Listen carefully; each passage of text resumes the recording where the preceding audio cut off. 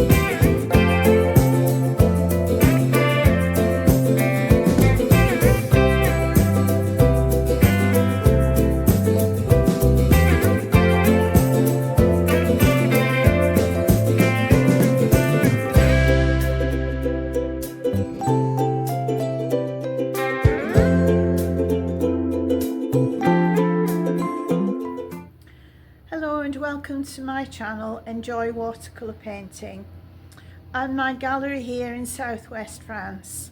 I'm Diana, I'm a watercolourist, and the subject of today's video is how to portray and create movement in your watercolour painting. As you can see, I'm outside in the courtyard. There's a gentle breeze wafting the wisteria, and one of the two subjects we're going to cover today is painting trees, creating movement in trees, and also the bicycle race. Here they are, zooming by. This will be a watercolour sketch that we'll deal with first of all. It's going to be interesting.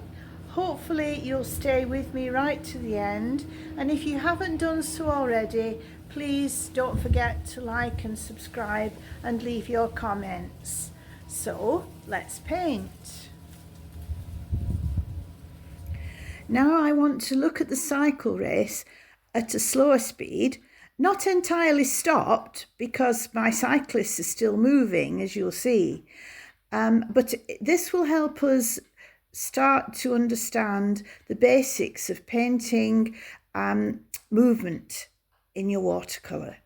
So I'm starting with the spectators, using a very loose method with the mop brush on a piece of arch paper, starting with the head, the shoulders and one half of the body, and then adding clean water to create the figure.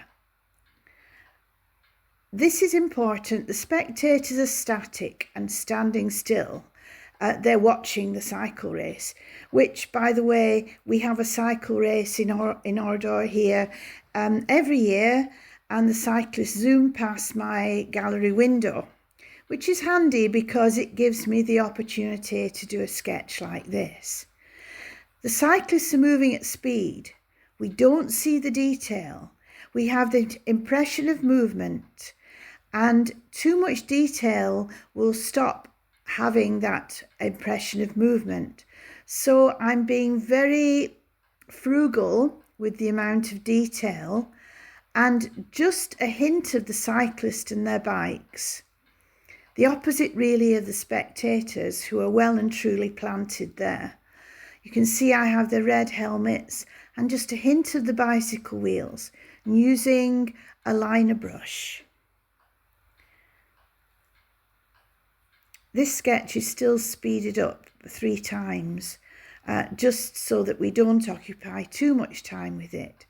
But you see, it's just a hint of the people, just a hint of the bikes, and I'm washing the colour whilst it's still wet with my liner to give that zoomy effect, that effect of speed. Just a little bit more movement of the paint to emphasise the speed of the cyclists. And now I think we're ready to go to our next subject, movement in trees. This photograph of the old yew tree is a static object, and yet it's full of movement. We have the twisted branches, we have the shadow coming from the right with the dappled sunlight, and it's possible using this image to create a lot of movement using the light and shade. And so this is what we're going to do here. I have Arches watercolour paper, a longer format because it's a long, narrow painting. I have my palettes all ready to go.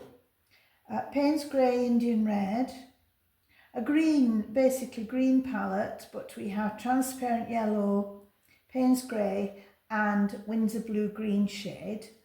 And then a blue palette with manganese blue, cobalt turquoise and not Indian Red, ultramarine. A lovely combination of blues. I have a selection of brushes dotted about the table and not that well organised yet, but I will get there.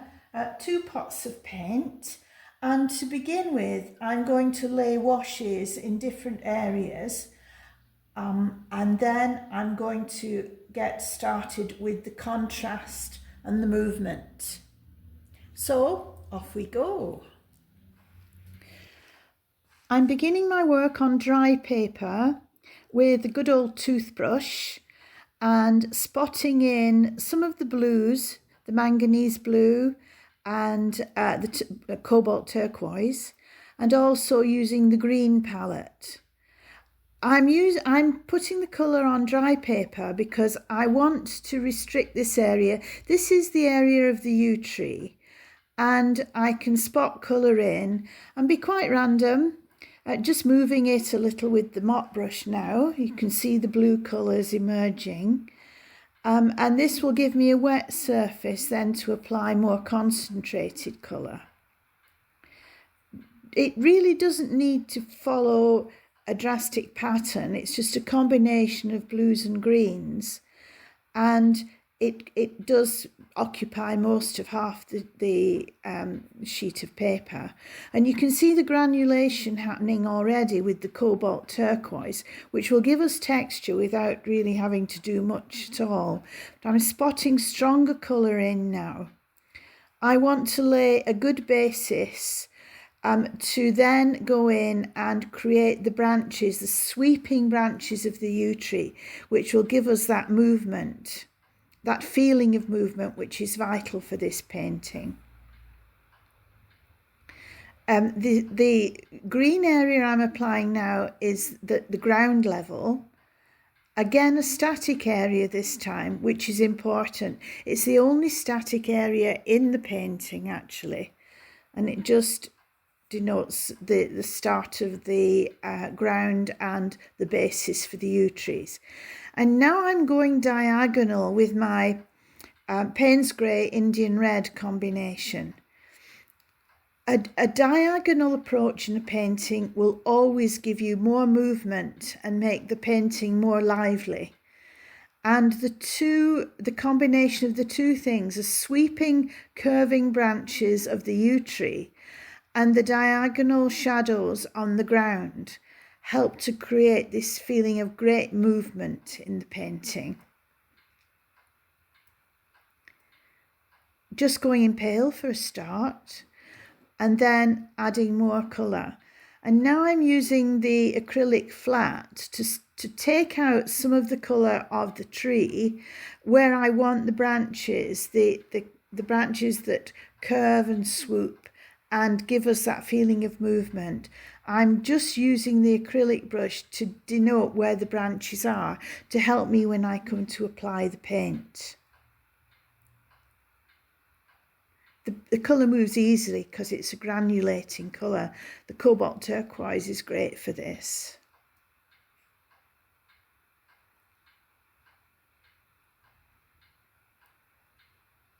also moving a little bit and blending in the shadow area. And now it's dry, I can start to go in with stronger colour, this mix of Payne's grey and Indian red, to create the trunk of the old yew tree, which has been there for 1,000 years, I think they said. It's not far from here, in a site of special scientific and natural interest, and it's a very, very beautiful tree. It has lots of stories to tell. Now we're doing kind of a stop-start painting movement. The branches are visible and then not visible, hidden by the needles of the yew tree, which are a lovely blue-green colour. And I'm using water to blend the harsh lines, and now move to a liner brush so I can take that sweep of branches along, diminishing as they go. And although it's hard to see, the colour I took out earlier is helping me to give that, to follow the line of the tree. Of course, you can work at this for a lot longer than I am doing here, because I'm trying to cover quite a lot of processes in a short time. But I hope it's easy for you to understand and also easy for you to follow. You can see the stop-start, now you see them, now you don't idea does help to incorporate the leaves that I already have there.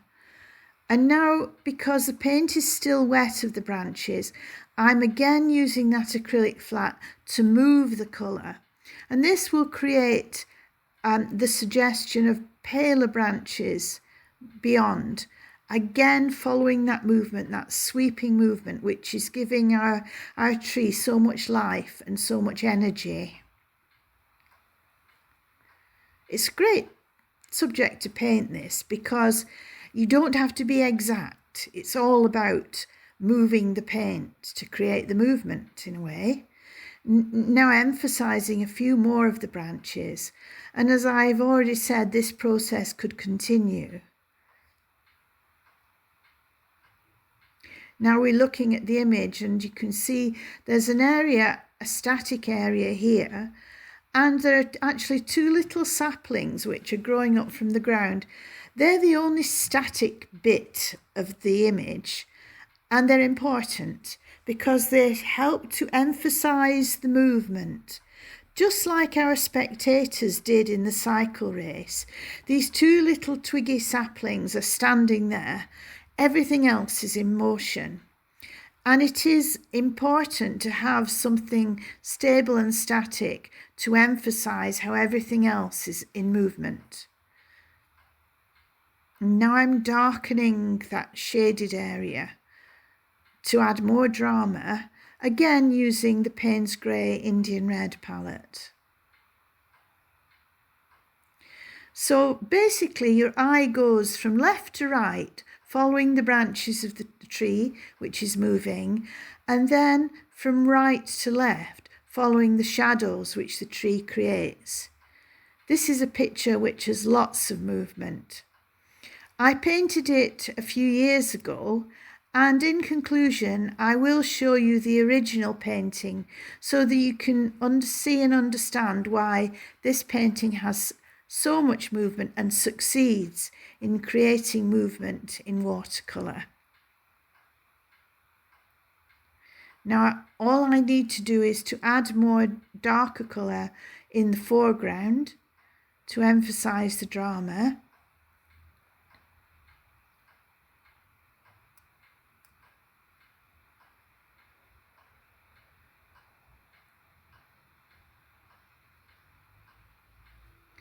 Need to spot some colour in now and just let it move. And there we have it.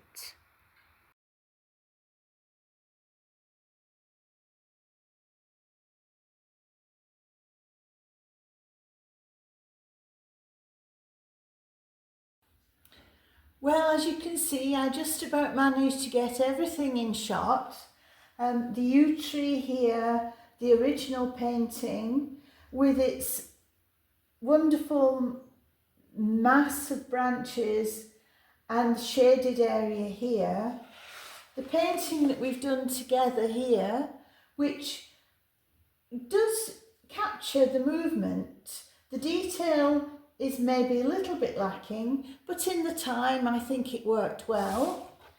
And our cyclists who are still zooming down the street.